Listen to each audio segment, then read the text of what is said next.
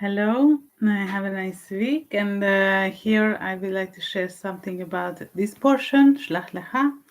And let's start with it. Yeah, this is a great portion about the spice. And here is Moshe is choosing those the head of the tribes that going to investigate the land of the Holy Land. And we know that they came back, and 10 will report as a negative report, meaning that it's not worth to go to the Holy Land, and that it's causing like a trauma. Because if you are thinking that the Jewish nation was the reason that they came out of Egypt is to get in and dwell into the Holy Land.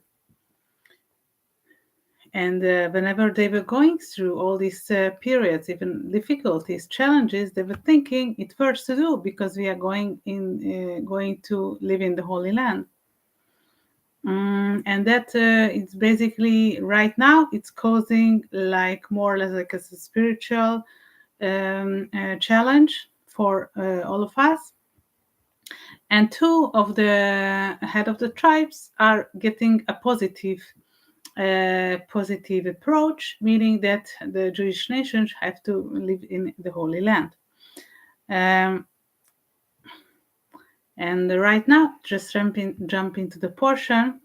וידבר השם אל משה לאמור, שלח לך אנשים ויתורו את הארץ כנען, אשר אני נותן לבני ישראל, איש אחד למטה, אבותיהם תשלחו, כל נשא בהם.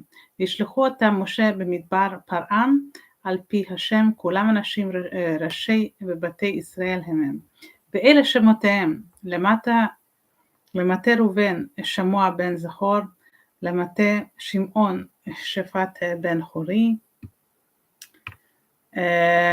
למטה יהודה כלב בן יפונה, למטה יששכר יגאל בן יוסף, למטה אפרים הושע בן נון, למטה בנימין פרטי בן רפואה, למטה זבולון גדיאל בן סודי, למטה יוסי למטה מנשה גדי בן סוסי, למטה דן עמידן בן גמליאל, למטה אשר סטור בן מיכאל, למטה נפתלי נתיבי בן יפסו, למטה גד גאולה בן בכי. אלה שמותיהם האנשים אשר שלח משה לתור את הארץ, ויקרא משה להושע בן נון יהושע. So most I was repeating names. Okay, I would like to tell you besides the names what was translated, and God spoke to Moses saying, send through the men they have a spy out of the land of Canaan, which I gave into the children of Israel, of every type of the father shall you send a man, everyone a prince among them. And Moses sent them from the wilderness of Paran according to the commandment of the God, and of them men who were heads of the children of Israel. And here comes the names that I repeated.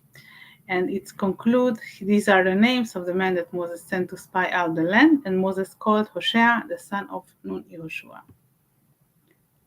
So we have to know, when Moses was sending out all this group of people, that Yehoshua bin Nun receiving an extra letter by his name. So formerly he was Hoshea, and right now with an extra yud, Yehoshua. So Rashi tells us that we had a name change here because Hoshea was something missing in order to be there to make this positive report. So receiving this kind of support, okay, that will come to the result like all people sees, but he sees it different way, and the other people also. There is a reason behind all. The regular people would see it as a negative, but since this little arrangement here, he would see it as a positive. So Moses will see that he is needing support to become like a tzaddik to make this positive statement. that will stand out and saying out loud that he thinks that the Holy Land is worth to be living for the Jewish people. So this is always Yud is representing the Creator. So meaning that his negative belief, negative thought is going away.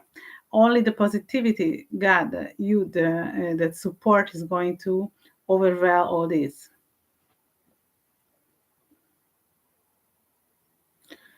So this is what we all understand about Yehoshua and the Yud of that appearing in his name. And also we have Yehoshua bin Nun, bin meaning Ben, Nun meaning fish. So it is Ben and Bin. We have a chirik difference. So chirik it's only a dot, and the other we had a segol.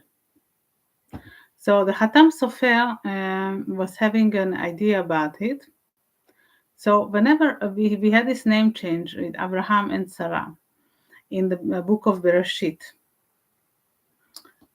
so then we are accepting something karmically when we are undergoing this name change. So it's better that we ask for different, ask for like a rabbi or people that could give a supervision why if we need a name change. So meaning that in the Sarai we have a Yud and she's becoming a Sarah, and Avram becoming Avraham. So an extra Hey appears in each of the letters. So according to the Midrash, so the Yud of that having in the name of Sarai is going to complain that Sarah would live without him.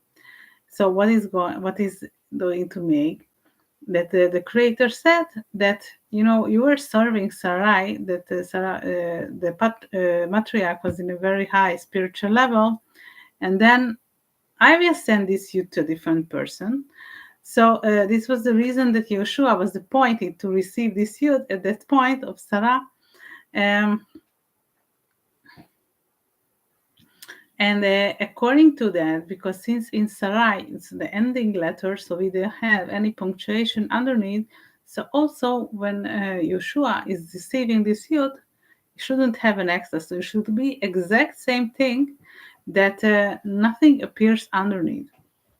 So because it's becoming the same values, energy stays, energy from Sarai going to Yehoshua and receiving the same exact letter. So in the Ben, right, we had a segol that is 3 dots, okay, and then we having a bin that is 1 dot. So we had this extra 2 dots here. So then it's coming to become a shva, like 2 dots, but in a different position underneath. So it's Yehoshua, right? Okay. So this is being equal, like in traveling a bit, but it's becoming equal in a certain sense. So Yehoshua was very close to Moses, meaning that they were together in the sense that Yehoshua didn't get married to the point that Moses was alive. Okay, because they were constantly together, and he couldn't share his personality with other people. And he is basically taking the lineage after Moses. So Hosea receiving a Yud, becoming Yehoshua, and this Shva that I mentioned, that the 2 dots that underneath each other, that's is like a sun and the moon. Okay. So this is with this saying that Moses says that, to Yehoshua, that like Moses as a sun, and the other is the moon.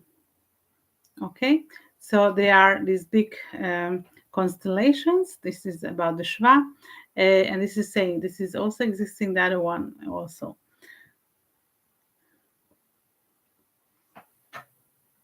And it's meaning that one day Moses is saying to Yehoshua that one day will come, I will guide you from above, so not from this physical reality, from above.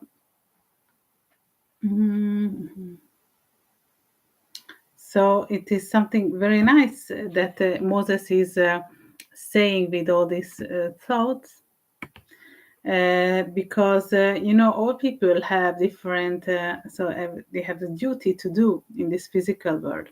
So it would be better that we can acknowledge, like we were doing our job, right? So we not necessarily know, when we're born. When the soul, like in the mother's womb, already knows, but when it's born, we are reaching out and looking for our aim to be done in this physical reality. So basically, in this week, we could be getting in a tune to realizing our task in life. Okay, and I wish you this for everyone, and see you next week. Thank you. Bye bye.